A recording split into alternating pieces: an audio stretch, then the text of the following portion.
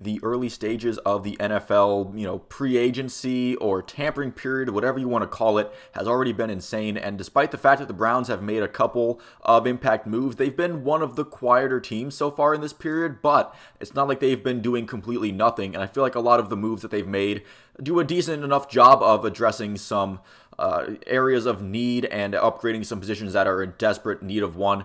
One of the things they addressed was their need for cap space as they restructured Deshaun Watson's contract, clearing about $36 million in cap for this season. Obviously, though, it does come with the consequence that his contract carries a cap hit of $63 million in the next 3 seasons after this one. Although it does seem like the best general managers do know how to kind of mess with the cap and be able to get around it by messing with other contracts or doing some kind of voodoo magic in one way or another, and this is one of them, where it does feel like there's this kind of inevitability that with this contract, eventually the chickens are going to come home to roost. Maybe one of these years you're going to not be able to afford a guy that you might want to keep around, or not be able to go after somebody in free agency that has some mutual interest because of the cap hit, but that's not for this year, and the organization has put themselves in a position, especially with them not having their first round pick in this draft or the next draft, where these next couple of years are really both going to be all in years, and we'll worry about the end of the contract and what that cap hit looks like at the end of the contract. And again, Andrew Berry, he is really good with numbers. I'll give him that, and especially with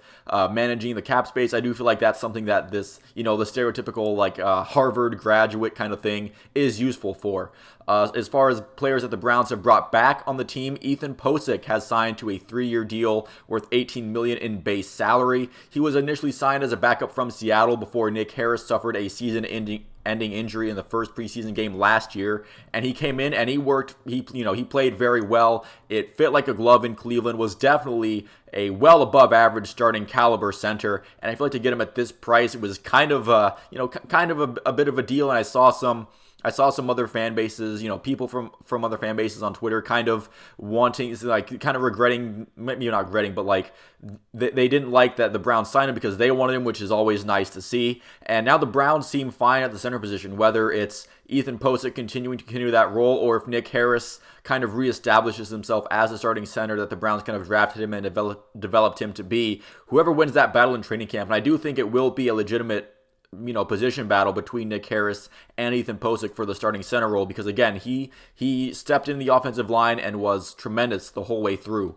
They also brought back linebacker Sione Takitaki as well. It's a 1-year deal worth about $2.5 million. He might not be back at the very beginning of the year, as he did tear his ACL last December. This was a player who maybe started out the year kind of rough, but as the season was progressing, he's been here a few years now, and as long as last year was progressing, he was getting better and better. Just so happened that he didn't manage to, but he just happened to tear his ACL right as soon as he was definitely seeming to hit his stride more and more. Unfortunate injury timing, but I am glad that the Browns front office is giving him a bit of a 1-year kind of will keep you around deal, and hopefully he can come back sooner rather than later. I feel like his injury, the reports I've been hearing is that he's been progressing very well with his ACL tear, but it's always a question mark whether somebody's going to be able to start once again week 1, coming back from that later on in the year, and hopefully he's able to come back in, plug in back in his linebacker spot, and continue the play that he was showing last season. Now, as far as the Browns' first external free agent signing, we have Ogbonnia Okoronkwo. I probably butchered that name to hell and back, so excuse me for that. He is a defensive end that will likely play opposite of Myles Garrett on most snaps, unless somebody like Alex Wright or Isaiah Thomas, those young defensive ends, steps up in training camp. His speed should play well into Jim Schwartz's wide 9 system, but again, that's something we're going to have to see play out as training camp goes and preseason and in the early games as well. But Okoronkwo definitely has some speed there, and definitely able to get some bend on the corners, on the edge of the defensive line. Hopefully that can mesh well with on the other side of Myles Garrett. He signed to a 3-year deal with $12.5 million guaranteed. It could be worth up to $22 million if he hits all the incentives and plays all the games and stuff like that. I don't know if I necessarily call this signing a slam dunk. It's definitely a stopgap to fill the void that Jadeveon Clowney leaves. You don't want to automatically throw a guy like Alex Wright into a situation like that where it's his second year in the league. He is a little bit of a project, and while Alex Wright has shown flashes of being a solid second defensive end guy, you might want to have someone with a little more experience and a little more pedigree like Ogbo seems to have. Again, maybe not the biggest signing in the world. I don't know if it fixes that other side of the defensive end tremendously, but I feel like this could be a chance for this to work out as much as a slam dunk, especially if the Browns signing Dalvin Tomlinson works out.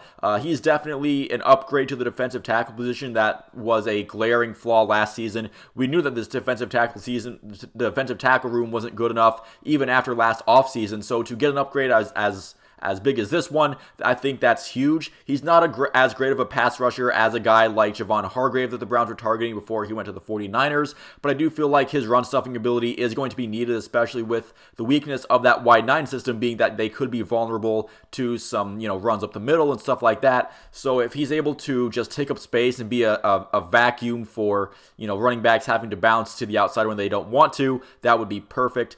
This is a 4-year deal worth slightly less than $15 million per year, and it might be a little bit of an overpay. Maybe it's not as cheap as you might want it from a free agent. Maybe they didn't get a hometown discount on the guy or anything, but I feel like if it does upgrade that interior defensive line from a glaring weakness to something that the offense might actually have to game plan around and look out for, then I think it was well worth it, in my opinion. I'm saying, the where the Browns are, they're not exactly going to be like, oh, what is this going to mean for a long-term future? Like I said, with how what they're doing with the Deshaun Watson contract, they are definitely going for kind of an all-in-ish approach. I'm not saying they're completely going with reckless abandon, but they are seeming to be, well, we're going to make the cap stuff fit now, and we're going to upgrade stuff now and worry about the money crunching and number crunching and stuff in later off seasons and later years. Right now, we're trying to build a contender, and the moves they did definitely helped, step the Browns in the right foot. Again, they didn't really make a huge, big splash move that really, put their foot on the map or anything like that. They didn't really get a big free agent signing as of yet, but they have made a couple of solid additions, in my opinion. Let me know what you think down in the comments. Thank you all for watching. If you made it this far into the video, I'll see you at the next one.